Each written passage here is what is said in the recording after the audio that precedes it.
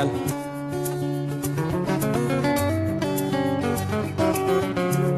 mag ñi yéen laay waxal. Nous allons essayer de voir ensemble, connaître votre définition de la violence. Oui. Le fait de faire souffrir quelqu'un, c'est ça la violence, oui. Le fait de détruire quelqu'un, le fait de détruire quelqu'un, oui. Le fait de gâcher la vie à quelqu'un, oui. Le fait d'abuser de quelqu'un.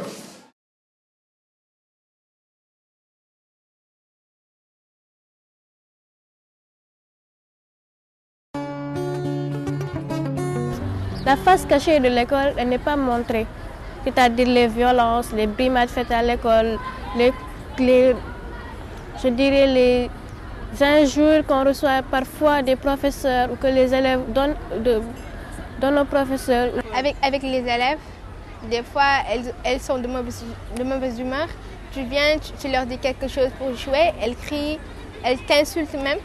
Des fois, elles se battent avec toi juste pour des petites choses. Elle a commencé à me crier dessus le jour, à l'heure même du devoir. J'ai pensé que si elle n'avait pas commencé à crier et à s'énerver devant les élèves, j'aurais pu faire quelque chose de mieux dans le devoir. J'aurais l'esprit tranquille et ça m'a fait mal. Elle n'a même pas essayé de comprendre, de savoir ce qui s'est réellement passé. Le plus souvent, ce sont les jeunes filles qui sont victimes des violences parce qu'elles sont les plus vulnérables. Un garçon, peut-être, il peut savoir se défendre, mais les jeunes filles, un peu moins. Une réalité qui existe bien dans ce lycée Kennedy, le mur qui n'est pas assez élevé et qui est très facilement escaladé par des garçons venant des quartiers environnants. Il y a même des élèves qui ont été victimes de violences derrière ce bâtiment. C'est pas sûr. À partir de 17h, on fait tout pour quitter ce lieu-là parce que c'est pas sûr du tout.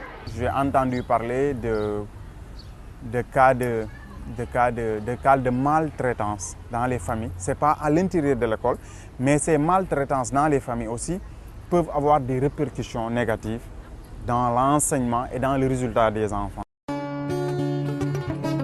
C'est pour trouver des solutions et les causes des violences qu'on trouve ici à l'école, à la maison, dans la rue.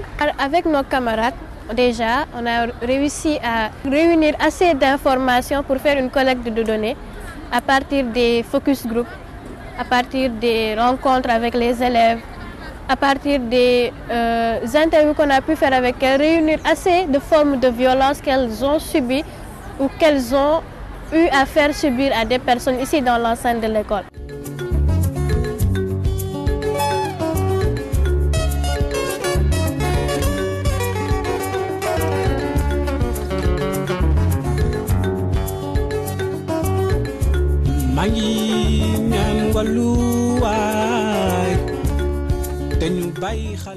D'abord, j'ai pensé qu'il y a beaucoup d'enfants qui sont violentés dans la rue, dans leur famille et à l'école aussi.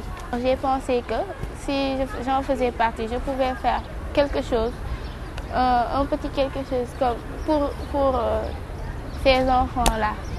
C'est nous les élèves qui subissons plus la violence à l'école et nous n'avions pas d'opportunité pour nous exprimer. J'ai appris qu'il y avait plusieurs formes de violence ici à l'école, telles que les violences physiques, les violences morales, psychologiques quelque sorte, et verbales. J'ai aussi appris que si on le veut vraiment, on pourrait diminuer cette violence-là. Il m'arrive parfois de m'énerver un peu, trop facilement. Elles me l'ont dit, je l'accepte.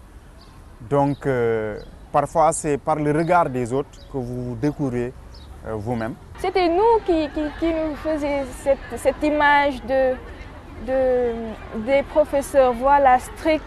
Ils ne se sont pas comportés comme ils sont en classe avec nous, qu'il y ait un supérieur, que nous soyons élèves, etc.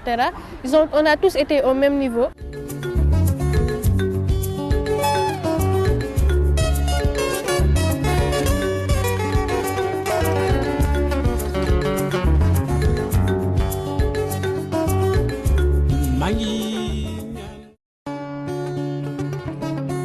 Quand j'avais des problèmes avec mes amis ici, on criait, on parlait, on criait. Maintenant, quand j'ai fait partie de la rap, je crie plus. Je parle doucement. Nous nous sommes rendus compte que nous travaillons avec des personnes peut-être que peut-être nous sous-estimions. Mais grâce à la rap et au contact qui a pu se faire concrètement et les diverses causeries, les échanges qui ont pu se faire, nous avons vu que c'est des enfants, mais des enfants qui sont porteuses vraiment de connaissances et de savoir-faire. Sans qu'on leur donne officiellement le rôle de jouer la médiation dans les différends qui arrivent soit entre élèves ou bien entre élèves et professeurs, je pense qu'elles ont commencé à le faire naturellement. Aujourd'hui, par exemple, nous leur demandons de travailler elles-mêmes sur certaines données et nous leur faisons confiance. Donc la confiance, c'est quoi? C'est le fait de nous dire que bon, ces enfants-là, elles sont aussi responsables que nous. Elles en savent autant que nous. Et je crois que ça, mis à part le professeur, les parents devraient le savoir. On a décidé de créer un journal, et déjà pour sensibiliser les élèves que cette violence-là, elle existe, elle est parmi nous. Vous la vivez tous les jours, mais vous ne prêtez pas attention. Par exemple, maintenant, l'Internet s'est développé, tout le monde va là-bas, surfer, tu en mets le bloc. Quand une personne entre, la personne peut parler de sa vie, des violences qu'elle a subies.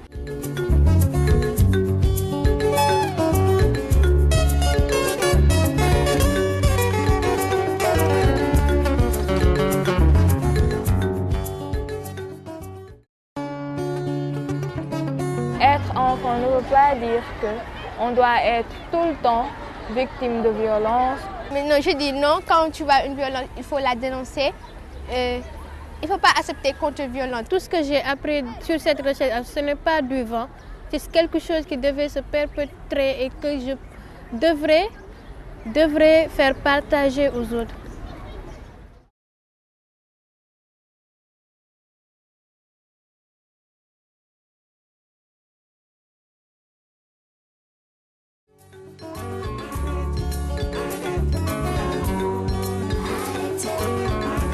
Mangi ñaan walu waay ten bay xal ndaw yu ñuy saako